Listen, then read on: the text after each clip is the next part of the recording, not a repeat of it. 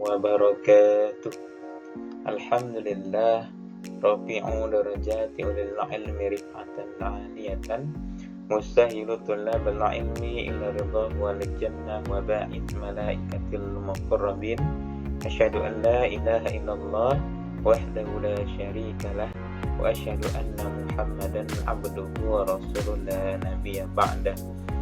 Allahumma fassalli wa sallim ala sayyidina Muhammad wa ala alihi wa ashabihi ajma'in, amma ba'du. Bismillahirrahmanirrahim. Assalamualaikum warahmatullahi wabarakatuh. Rekan-rekan sekalian, hari ini adalah pertemuan pertama kita, atau tepatnya pertemuan kedua, namun pertemuan pertama kita dalam belajar bahasa Arab yang mata kuliahnya adalah Al-Arabiyyah Mukazzafah untuk mahasiswa pendidikan bahasa Arab STAIN Sultan Abdul Rahman Kepulauan Riau. Nah, untuk materi pertama ini ialah tema kita itu ialah tentang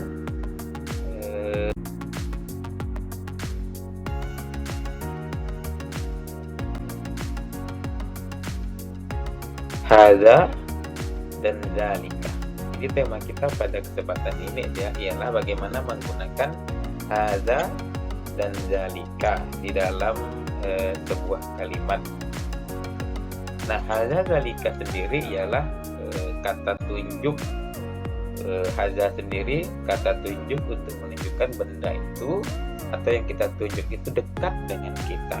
Adapun zalika kata tunjuk yang benda atau sesuatu yang kita tunjuk itu jauh daripada kita. Jadi kalau hadza itu adalah kata tunjuk dekat, zalika kata tunjuk jauh. Dalam bahasa Indonesia biasanya hadza itu kita artikan dengan ini dan zalika kita artikan dengan itu.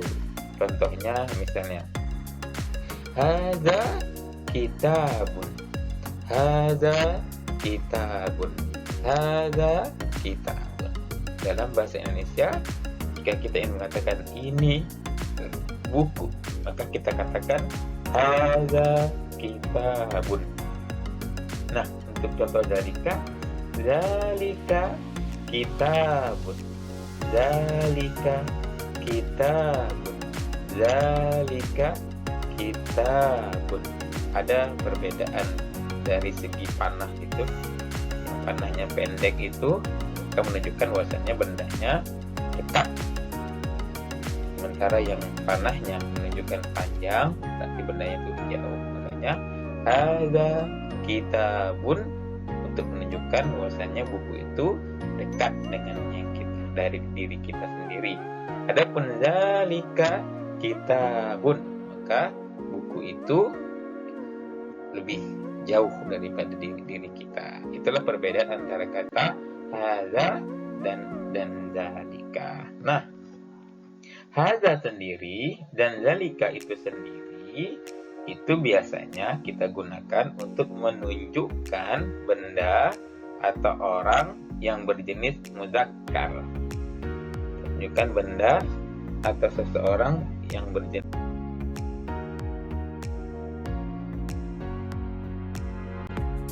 muzakkar. Dalam kata bahasa Arab itu ada muzakkar, ada muannas. Muzakkar itu biasanya menunjukkan bahwasanya sesuatu itu adalah laki-laki. Muannas itu perempuan. Nah, apa perbedaan antara muzakkar dengan muannas?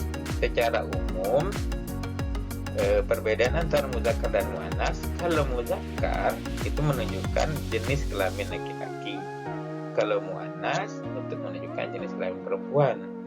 Kemudian untuk muzakkar biasanya huruf terakhir dari kata tersebut tanpa ada huruf ta marbutah.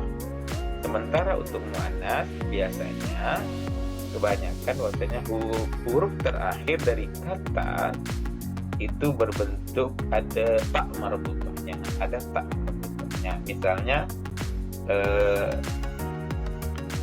kitabun. Nah, kitabun itu tidak ada tak marbutah di akhir.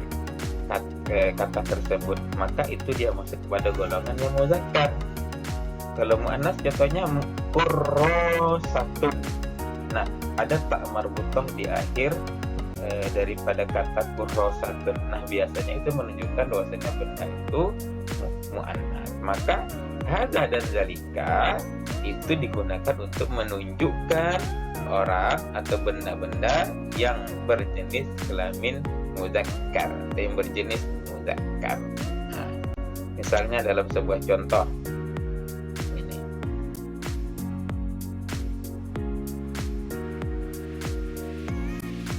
dalam sebuah contoh, hadza Muhammadun. Nah, benar karena hadza untuk menunjukkan sesuatu muzakkar. Muhammad sendiri itu berjenis kelamin laki-laki. Maka benar hadza Muhammadun. Salah jika kita katakan hadza Khadijatun. Karena Khadijah itu perempuan, maka tidak boleh menggunakan kata hadza, kata tunjuk hadza. Tapi kata tunjuk hadza digunakan untuk menunjukkan laki-laki, jenis kelamin atau berjenis laki-laki. Contoh yang kedua, hadza kitabun. Ini benar karena kitabun itu huruf terakhirnya adalah huruf ba, bukan huruf ta marbuthah. Maka dia masuk kepada jenis muzakkar. Maka boleh menggunakan kata tunjuk hadza. Maka kita katakan hadza kitabun. Kemudian yang selanjutnya hadza kurrasatun. Tidak bisa salah jika kita menyebutkan hadza kurrasatun, karena kurrasatun itu masuk kepada jenis perempuan, karena huruf terakhir dari kata kurrasatun ada tak marbuthahnya. Maka kita tidak bisa menggunakan kata tunjuk hadza gitu. Begitu juga dengan zalika, zalika Muhammadun. Nah, tidak boleh kita katakan zalika Khadijatun, salah. Atau nanti boleh kita katakan dzalika kitabun. Nah, tidak boleh kita sebutkan dzalika kurrasatun. Ini contoh dalam kalimat. Nah, kita lihat contoh yang lain. Tuh.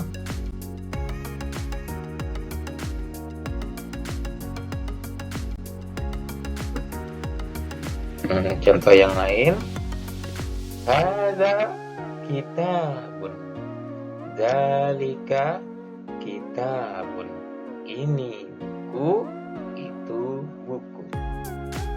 Hadza qalam, dzalika qalam. Ini pena, itu pena. Hadza maktabun, dzalika maktabun. Ini meja, itu meja. Hadza kursiyun, dzalika kursiyun. Ini kursi, itu kursi. Inilah contoh bagaimana menggunakan kata hadza dan kata dzalika.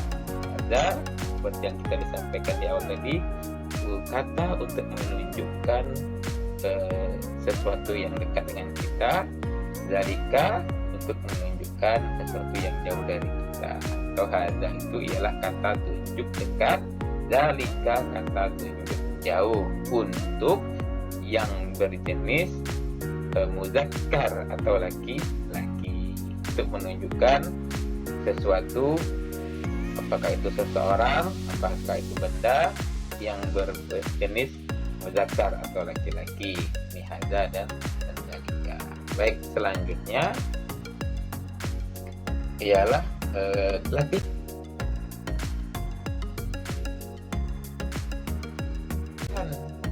Maka setelah tadi mempelajari bagaimana penggunaan hadza dan dzalika tadi, maka diharapkan bagi mahasiswa untuk mengerjakan latihan berikut ini, yaitu mengisi titik-titik yang ada di situ dengan kata yang sesuai.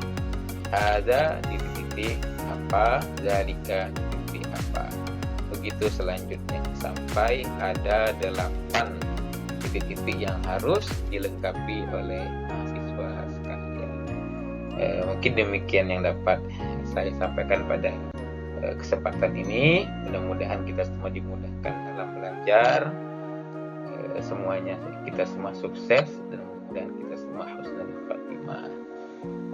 Untuk itu kami harapkan juga terakhir ialah